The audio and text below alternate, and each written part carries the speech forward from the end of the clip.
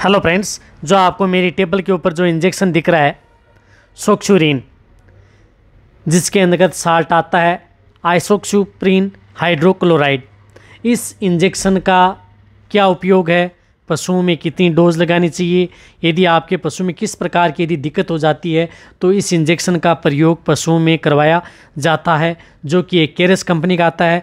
इस साल्ट की कोई सी भी कंपनी का हो, लेकिन ये साल्ट हो तो ये इंजेक्शन उन पशुओं में क्या काम करता है, प्रेग्नेंट सेफ है या नहीं, कौन सी डिजीज़ में देने पर आपके पशु में बहुत अच्छा रिजल्ट मिलता है। क्योंकि मेरे पास इस तरह के मैसेज आ रहे थे कि सर जो सोक्सुरिन इंजेक्शन है ये पशु में करता क्या काम है, इसके बारे में हमें डिटेल से बताएं। तो आज की वीडियो के अंतर्गत आपको इस इंजेक्शन के ऊपर डिटेल से बताया जाएगा, कितनी डोज देनी चाहिए, किस विधि से लगाना चाहिए।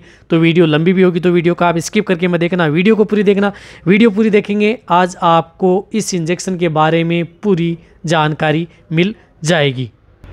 देखो, ये एक इंजेक्शन क्या है कि एक यूटेराइन स्टिमुलेट रिलैक्सन इंजेक्शन है, जो कि यदि आपके पशुओं की जो गर्भाशय है उनका प्रसार करता है या उनको शीतल करने का, गर्भाशय को शीतल हो जाता है इस इंजेक्शन से। तो ये जो क्या है कि यूटेराइन से संबंधित, गर्भाशय से संबंधित इस इंजेक्शन का प्रयोग पशुओं में लगवाया जाता है।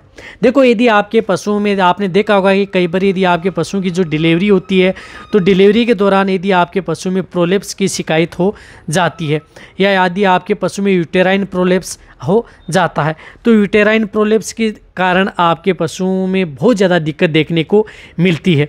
तो उस स्थिति के दौरान आप इस इंजेक्शन का प्रयोग अपने पशुओं में करवा सकते हैं, यानी प्रोलेप्स की शिकायत के दौरान, जिससे क्या है कि आपके पशु जिस प्रकार से देखा होगा कि आपने जब भी यदि आपके पशु में प्रोलेप्स या शरीर आंवल पाछा दिखाई देता है तो उसकी वजह से आपका पशु बहुत ज़्यादा जोर लगाता है, बहुत ज़्यादा जोर लगाता है। तो आप जब भी यदि प्रोलेप्स को यदि सेट करते हैं, उसके जो बाहर शरीर आया हुआ है उसको यदि आप सेट करते हैं तो उसमें दिक्कत आती है। तो यदि आप इस इंजेक्शन का लगा करके आप उस पशु में प्रोलेप्स जो है वो आराम से उस पशु का चढ़ा सकते हैं, कोई भी दिक्कत नहीं होगी। बहुत ही आसानी से आप अपने पशुओं को प्रोलेप्स को सेट कर सकते हैं, यानी प्रोलेप्स के अंदर आप ये इंजेक्शन लगाएंगे तो बहुत ही सुविधा आपके पशुओं में रहेगी, किसी भी तरह की कोई भी दिक्कत आपके पशु में देखने को नहीं मिलेगी। इसी तरह से यदि आपके पशु में जिस प्रकार से डिस्टोकिया होता है, डिस्टोकिया के अंतर्गत आपके पशु में लग रहा है कि कई बार इस तरह की कंडीशन आपके पशु में हो जाती है जिसकी वजह से आप उस पशु का बच्चा बाहर नहीं निकाल पाते हैं, बहुत ज़्यादा मुश्किल आपको देखने को मिलती है। तो उस स्थिति के दौरान आप इस इंजेक्शन का प्रयोग उन पशुओं में आप लगा सकते हैं, या जिन पशुओं में ज़्यादा दिक्कत होती है, ब्याने के बाद में इस तरह की दिक्कत होती है, यानी बहुत मुश्किल से उसकी डिलीवरी होती है और डिलीवरी होते समय पशु बहुत ज़्यादा जोर भी लगाता है, यानी डिलीवरी होते समय हो या प्रोलेप्स होते समय हो, यदि पशु जोर लगा रहा है, ज़्यादा कल्च रहा है, जिसे हम कंचना बोलते हैं, इस तरह की यदि दिक्कत यदि आपके पशु में है तो आप इस इंजेक्शन का प्रयोग अपने पशुओं में करवा सकते हैं, अच्छा ही रिजल्ट आपको देखने को मिलेगा। यदि इसी तरह से यदि आपके पशु में यूटेराइन टॉर्सन है, टॉर्सन की वजह से भी कई बार बहुत ज़्यादा दिक्कत हो जाती है, जैसे आप हाथ डालते हैं तो टॉर्सन के अंतर्गत कैसे गर्भाशय की घुमाव है, किस तरह से उसमें घुमा हुआ है, तो उसमें आप जब भी हाथ डालते हैं तो बहुत ज़्यादा दिक्कत आपको देखने को मिलती है। तो उस स्थिति के दौरान उसको सरल करने के लिए भी आप इस इंजेक्शन का प्रयोग, जो सोक्सुरिन इंजेक्शन आता है, इस इंजेक्शन का प्रयोग अपने पशुओं में करवा सकते हैं। इसी तरह से यदि आपके पशु में जिस प्रकार से अबॉर्शन की कंडीशन यदि आपके पशु में होती है, आपको लग रहा है इसका अबॉर्शन होने वाला है, तो भी आप ये इंजेक्शन उन पशुओं को लगवा सकते हैं। इस तरह की दिक्कत में क्या है कि आप इस इंजेक्शन का प्रयोग अपने पशुओं में करवा सकते हैं। रही बात ये इंजेक्शन जिस प्रकार से यदि आपके पशु में जिस प्रकार से घोड़े हैं उनमें सबसे ज़्यादा लेमनेस की शिकायत होती है, लंगड़ा करके चलते हैं, तो उस स्थिति के दौरान भी आप इस इंजेक्शन का प्रयोग करवा सकते हैं। रही बात ये जो ये इंजेक्शन है कौन सी स्थिति के दौरान आपको नहीं लगवाना चाहिए, यदि आपके पशु में जिस प्रकार से जेर, यदि आपका पशु जेर डालने वाला है तो जेर डालने से पहले आप इस इंजेक्शन का प्रयोग न करें। यदि आपके पशु में इसी तरह से यदि सांस लेने में यदि आपके पशु में दिक्कत है, श्वसन तंत्र से संबंधित यदि आपके पशु में रोग है, जिस प्रकार से निमोनिया है, तो उस स्थिति के दौरान भी आप इस इंजेक्शन का प्रयोग अपने पशुओं में न कराएं। इसी तरह यदि आपके पशु में ब्लड के अंतर्गत आरबीसी की संख्या कम है, एनीमिया हो चुका है, तो भी आप इस इंजेक्शन का प्रयोग उन पशुओं में न करवाएं। इस बात का भी आपको ज़रूर ध्यान रखना है।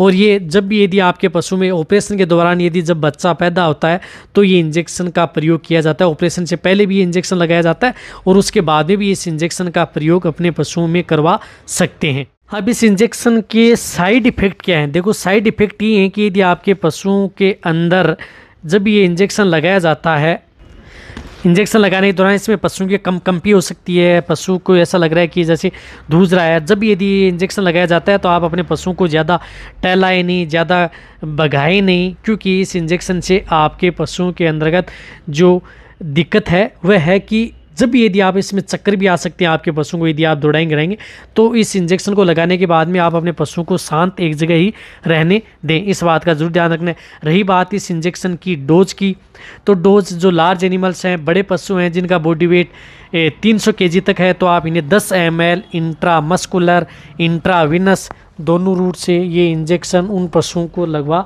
सकते हैं।